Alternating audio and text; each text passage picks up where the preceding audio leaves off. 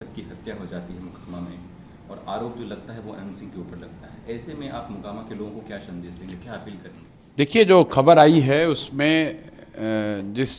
जिन सज्जन की हत्या हुई है वो जनसुराज में आधिकारिक तौर पर नहीं है, लेकिन जनसुराज के जो वहाँ आधिकारिक उम्मीदवार हैं पीयूष जी, उनके साथ उनके समर्थन में वो लगे रहे हैं।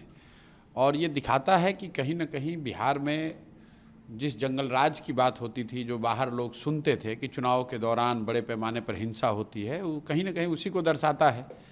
चुनावी मतभेद होना, आरोप प्रत्यारोप लोकतंत्र का हिस्सा है, लेकिन किसी की हत्या हो जाना, वो आदमी सही है गलत है, उसने क्या किया नहीं किया, वो बहस का मुद्दा हो सकता है, लेकिन लोकतंत्र में हिंसा की जगह नहीं हो सकती। और किसी की हत्या हो जाना ये तो प्रशासन की और यहाँ पर जो लोग विधि व्यवस्था में लगे हुए उनकी जिम्मेवारी है, और ये सीधा सीधा उनका फेलियर है। मोकामा के लोगों से क्या अपील करेंगे, क्योंकि दोनों गठबंधन के जो प्रत्याशी हैं वो बाहुबली छवि के कहलाते हैं। मोकामा के लोगों से ही नहीं, पूरे बिहार के लोगों से ये इस घटना का हवाला देते हुए ये कहेंगे कि मैं जो जनसुराज हमेशा कहता है कि गलत के साथ रहिएगा तो गलत ही होगा। बाहुबली किसी जाति का हो, किसी समाज का हो, आपके गांव का हो, आपके विचारधारा का हो, जो गलत है वो गलत है। और मोकामा में ये दिख रहा है कि अगर दो बाहुबली लड़ रहे हैं, उसमें जनसुराज का एक पढ़ा लिखा यंग लड़का चुनाव लड़ रहा है, तो कितनी घबराहट है। मैंने एक पहले भी बयान में कहा था कि जो बाहुबली हैं वो बाहुबलियों से लड़ने में नहीं डरते हैं, वो अच्छे लोगों से लड़ने में डरते हैं। तो जनसुराज ने ये विकल्प जनता को दिया है, सिर्फ मोकामा में नहीं दिया है, बिहार के बहुतेरे ऐसे क्षेत्र में जहाँ यहाँ से बालू माफिया, शराब माफिया, बड़े नेताओं के बच्चे भ्रष्टाचारी लड़ रहे हैं, उनके सामने स्वच्छ लोगों का एक विकल्प दिया गया है। अब बिहार की जनता पर है कि वो स्वच्छ लोगों को चुनती है या फिर वही पुराने भ्रष्टाचारियों को, बाहुबलियों को चुनती है। एनडीए ने अपना घोषणा पत्र जारी किया है, वो जो 7 निश्चय जिसको नीतीश कुमार लेकर के 2015 से चल रहे थे, कहीं ना कहीं उसको समाप्त किया गया है और एक नया 1 करोड़ लोगों को रोजगार, महिलाओं को नहीं, देखिए, जो लोग सत्ता में बैठे हुए हैं पिछले 15-20 सालों में, उनको बिहार की जनता ने कई बार अवसर दिया। वो घोषणा पत्र और संकल्प पत्र में क्या लिखते हैं उसका कोई बहुत महत्व तो नहीं है, क्योंकि जनता ये भी देख रही है कि इनके ये तो हर बार यही कहते हैं, एक नया घोषणा पत्र बनाते हैं, नए तरह की घोषणा करते हैं, करना उनको कुछ नहीं, करना उनको वही है जो पहले से कर रहे हैं।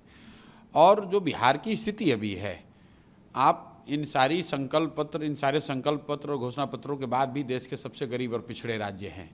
50 लाख से ज़्यादा बच्चे अभी भी छठ में किस तरीके से, कितनी दुर्दशा से वापस लौटे हैं, ये पूरे देश ने अभी देखा है, 5 दिन पहले देखा है।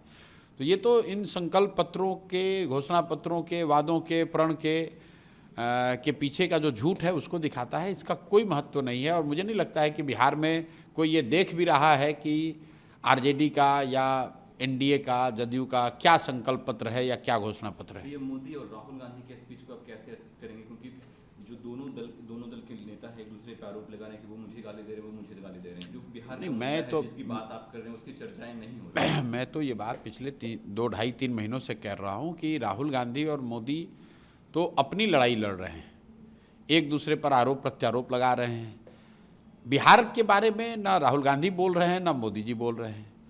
राहुल गांधी ने ये कहा कि उनके पिताजी ने 1989 में जो 50,000 करोड़ के पैकेज की घोषणा की, उसके बाद 15 साल केंद्र में कांग्रेस गठबंधन की सरकार रही, उन्होंने बिहार के लिए क्या किया। वही बात मोदी जी 15 साल से प्रधानमंत्री हैं। बिहार के सुधार के लिए, बिहार में रोजगार के लिए, बिहार में पलायन रोकने के लिए, बिहार में बाढ़ की स्थिति को सुधारने के लिए मोदी जी ने क्या किया है? कुछ नहीं किया है। तो गलती राहुल गांधी और मोदी की नहीं है, गलती अगर हमारी आपकी है, क्योंकि अगर हम लोग फिर भी इनको देखने समझने के बाद भी जाकर इनको वोट देंगे तो अगले 5 साल भी आप उसी कुव्यवस्था में रहिएगा जिस कुव्यवस्था में आप पिछले कई वर्षों से जी रहे हैं। अभी तक लोगों का ये कहना था कि हमारे पास विकल्प नहीं है, तो अब विकल्प आ गया। अब आपको लालू के डर से नीतीश भाजपा और भाजपा के डर से लालू जी को वोट देने की जरूरत नहीं है। आपके पास जनसुराज का विकल्प है, अच्छे लोगों का विकल्प है। अगर आप इसके बाद भी उस विकल्प को छोड़कर पुराने ढर्रे पर चलेंगे तो अपने बच्चों के लिए, अपने परिवार के लिए, खुद के लिए भ्रष्टाचार और पलायन वाली राजनीति और व्यवस्था अपील आप युवाओं से कर रहे हैं को लेकर चलिए।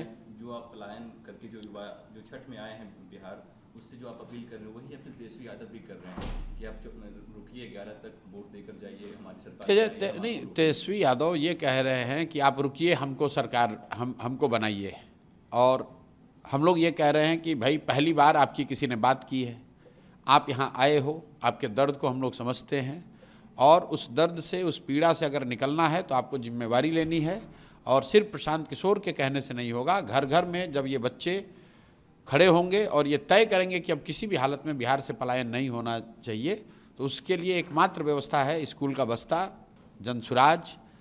जो रास्ता हम लोगों ने बताया है वो एकमात्र प्रमाणिक रास्ता है कि इस तरीके से बिहार में पलायन रुक सकता है।